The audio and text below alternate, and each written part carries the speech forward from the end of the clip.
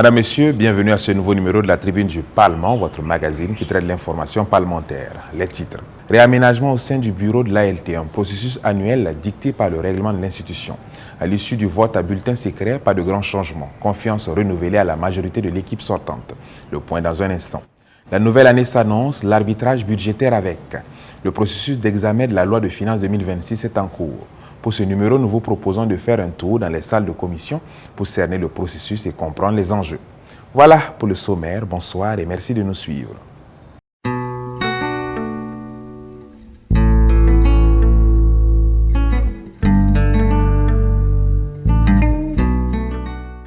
Comme il est de coutume au Parlement et conformément au règlement de l'institution, le bureau de l'Assemblée législative de transition est renouvelé chaque année. À l'issue du vote des députés, pas de grands changements. Juste quelques réajustements à certains postes, vous le verrez dans l'élément qui va suivre. On dénote également au cours de cette plénière la désignation par acclamation des responsables des 5 commissions générales de l'ALT. La synthèse avec Anatole Nakoulouma et Gaël Labaro. Sous la présidence du Dr Ousmane Bougouma, les 71 députés ont voté à bulletin secret pour désigner les nouveaux vice-présidents, secrétaires parlementaires et questeurs. À l'issue du scrutin, le premier vice-président est Dafidi David Lompo. La deuxième vice-présidente est Awa Fofana. Le troisième vice-président est Herman Yeloukouni. Enfin, le quatrième vice-président est Daouda Diallo. Pour les secrétaires parlementaires, Pawende Edouard Savadogo occupe le poste de premier secrétaire parlementaire. Le deuxième secrétaire parlementaire est Faisal Tombiano. Esther Kansono Bamouni est élue troisième secrétaire parlementaire. Et enfin, Yantema Arnaud Tendano est le quatrième secrétaire parlementaire.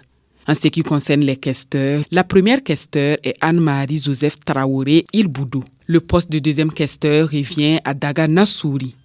Lors de la même séance plénière, les députés ont aussi procédé au renouvellement des responsables des commissions générales. À la commission des affaires générales, institutionnelles et des droits humains, la présidence est assurée par Linda Gladys Kandolo Ouedraogo et la vice-présidence par Boubacar Balboné. À la commission des finances et du budget, Moussa Nombo est le président. Mamadou Yaro est le rapporteur général et Issaka Tapsoba le vice-président. À la commission des affaires étrangères, de la défense et de la sécurité, Jean-Marie Kombasséré est le président et Wileo Koulibaly le vice-président. À la commission du genre, de la santé, de l'action sociale et humanitaire, Angèle Tiendrebego Kalazanga est la présidente et Yampoin Aimé Somé est le vice-président. Enfin, à la commission du développement durable, nous avons Diedon Alain Yen comme président et Aboubakar Kabré comme vice-président. Avec ces instances, l'Assemblée législative de transition se dote d'une équipe diversifiée et engagée prête à relever les défis majeurs. Ces responsables porteront la mission d'assurer l'efficacité et de renforcer les travaux parlementaires. Le projet de loi de finances exercice 2026 a occupé une bonne partie de l'agenda parlementaire ces derniers jours. La commission des finances et du budget a enchaîné plusieurs sessions de travail pour analyser les chiffres, les priorités et les orientations proposées pour l'année à venir. Une étape importante du processus budgétaire qui permet aux députés d'affiner leur compréhension avant la suite de l'examen en plénière. Anatole Nakoulouma et Axel Nicole Yaro pour le compte rendu. Les députés de la commission des finances et du budget, CONFIB, tiennent ici une session d'appropriation pour analyser le projet de loi de finances 2026. La loi de finances fixe les recettes, les dépenses et les priorités nationales pour l'année à venir. Comprendre ces équilibres, les hypothèses économiques et les orientations proposées constituent une étape importante avant l'adoption en plénière.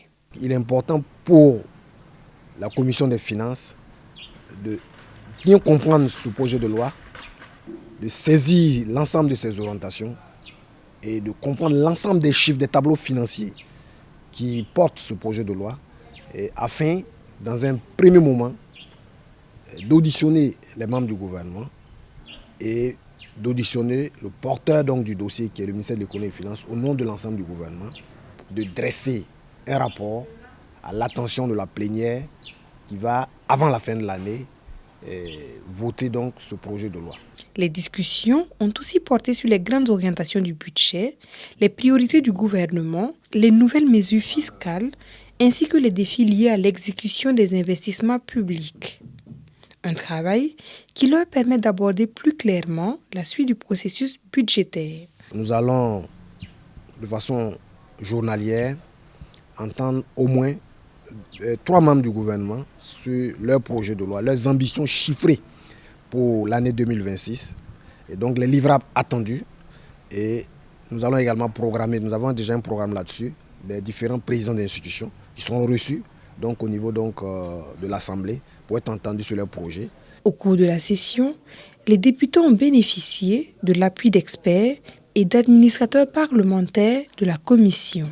Les députés venus d'autres commissions générales ont également pris part aux travaux, ce qui a permis d'élargir les échanges et de croiser les regards sur les implications économiques, sociales et sécuritaires du budget 2026. Un atelier d'appropriation du projet de loi portant Code général des collectivités territoriales s'est tenu du 13 au 22 novembre dernier. Il a réuni des députés issus des 5 commissions générales de l'ALT et leur a permis d'examiner le contenu du dit projet, d'en comprendre les principales innovations et de préparer d'éventuels amendements pour enrichir le dispositif juridique. Suivez plutôt. Autour d'une même table, députés, experts et administrateurs parlementaires passent en revue, article par article, le projet de loi sur le Code général des collectivités territoriales. Leur mission, analyser le texte de loi et proposer des amendements structurants pour en parfaire la portée.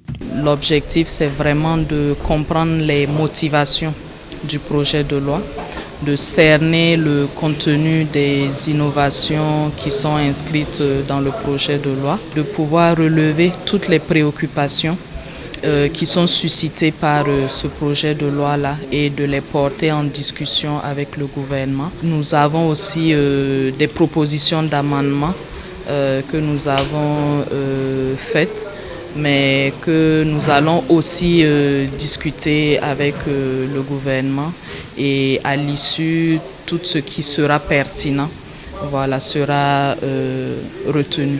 L'actuel code est révisé pour combler ses insuffisances et intégrer les nouvelles orientations stratégiques du pays. L'étape finale de ce processus inclura les auditions des acteurs et du gouvernement avant son adoption en plénière.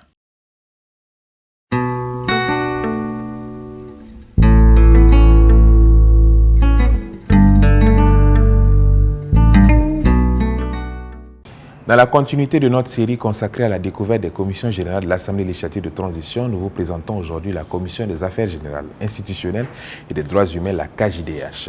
Pour ce faire, nous recevons la présidente de la dite commission, l'honorable Linda Gladys Ouedraogo Kandolo, qui nous décrit l'organisation, le fonctionnement et les principales missions assignées à sa commission. C'est au micro de Gaëla Barro. Honorable, présentez-nous la KJDH dont vous êtes la présidente.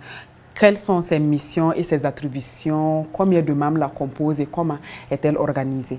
Au terme de l'article 35 du règlement de l'Assemblée législative de transition, nos attributions sont entre autres la Constitution, les questions d'immunité, la justice, la réconciliation nationale, les droits humains, le foncier, le travail et la sécurité sociale.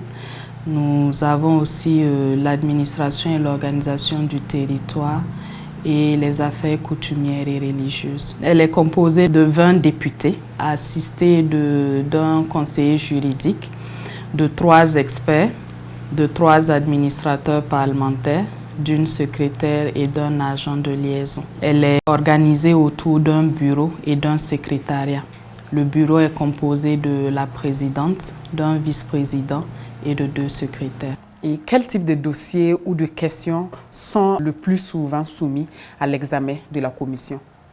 Nous avons, à titre d'exemple, déjà connu des dossiers relatifs à la promotion immobilière, relatifs à l'état des personnes à travers le Code des personnes et de la famille. Nous avons aussi connu des dossiers relatifs à la création ou à la dissolution d'institutions. Comment se déroulent concrètement vos travaux en commission? Lorsque nous sommes saisis au fond, par exemple, d'un dossier, il y a 5 étapes par lesquelles nous passons. Alors, la première étape, nous faisons ce qu'on appelle une appropriation. C'est une séance au cours de laquelle nous décortiquons le projet de loi afin vraiment de comprendre les enjeux du texte qui est soumis à notre examen.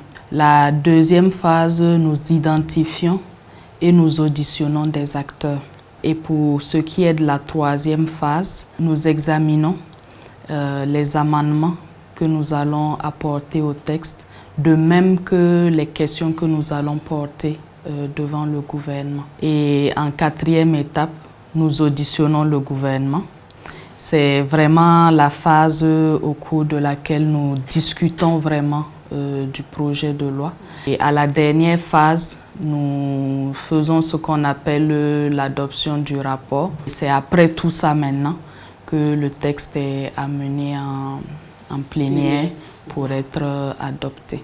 Nous sommes au dernier trimestre de l'année 2025. Quels ont été les grands chantiers menés par la Commission cette année? Nous avons la loi portant organisation judiciaire au Burkina Faso, la loi portant code de procédure pénale, la loi portant code des personnes et de la famille, la loi portant liberté d'association et tout récemment la loi portant réorganisation agraire et foncière.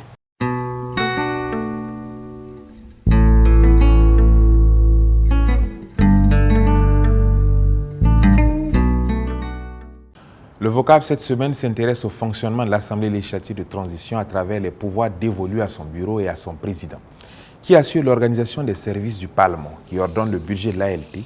Les réponses avec Honora Bationo. Le bureau de l'Assemblée législative de transition a tous les pouvoirs pour organiser et diriger les services du Parlement.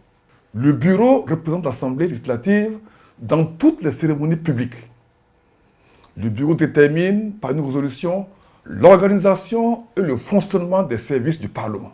Les services de l'ALT sont assurés par un personnel parlementaire dont le statut est déterminé par une loi. Le président de l'ALT préside les réunions du bureau et assure la police des débats. Le président de l'ALT est le chef de l'administration parlementaire. À ce titre, il nomme le secrétaire général et le secrétaire général adjoint après accord du bureau. Il nomme au poste de l'administration parlementaire. Le président prépare le budget de l'Assemblée législative de transition qu'il rapporte devant la commission chargée des finances pour adoption. C'est le président de l'ALT qui porte la voix officielle du Parlement. Le président de l'Assemblée, ordonnateur du budget, est responsable de la gestion des crédits votés. Ne jugez pas chaque jour par la récolte que vous engrangez, mais par les graines que vous sémez. Le succès n'est pas la clé du bonheur. Le bonheur est la clé du succès. Si vous aimez ce que vous faites, vous réussirez assurément. C'est tout pour ce numéro. Merci de l'avoir suivi. À très bientôt pour de nouvelles informations parlementaires.